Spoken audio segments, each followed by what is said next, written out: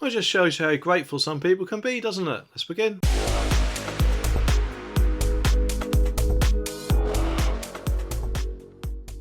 Now, of course, all families have their ups and downs, don't they? But when times get hard, you'd at least like to think that they'd be there for you to offer support in whichever way they can do.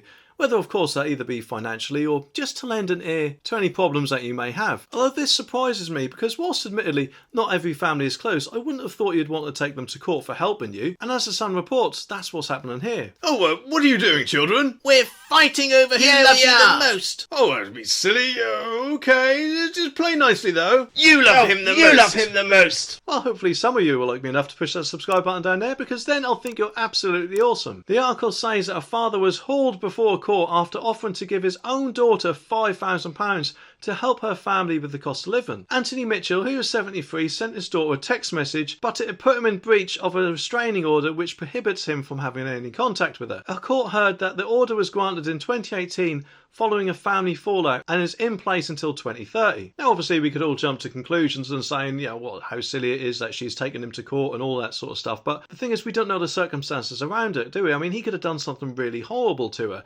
But then again, a lot of families have fallouts and he could actually be trying to make things up with her. Or I guess it could actually be a trick to try and get back into contact with her. But of course, at the end of the day, he did have a restraining order not to get into contact with her, and he should have stuck to it. And I'm guessing they don't exactly give them out lightly either, so whatever fallout they must have had couldn't have been a very good one. But obviously every parent wants to help their children, don't they? So in this case, I think what he probably would have been better for him to do would have just been to put the money in her bank account rather than send her a message beforehand. And then obviously the emphasis would be on her if she wanted to contact him or not. And I think that way he may have at least been within the conditions of his restraining order. Though I could be wrong, I'm not a legal expert. And whilst admittedly I don't think the text he sent her was too bad, I am not in her shoes, am I? But Mitchell messaged his child, "I see interest rates have gone up. Things are bad and will only get worse. Here is £5,000 belonging to you. I never wanted it back.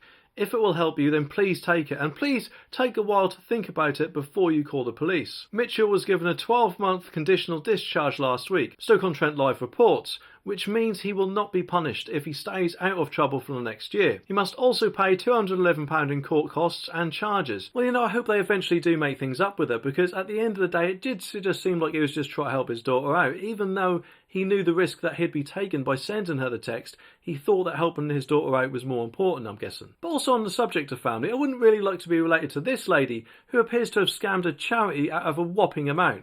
Anyway, subscribe for more and I'll see you in the next one.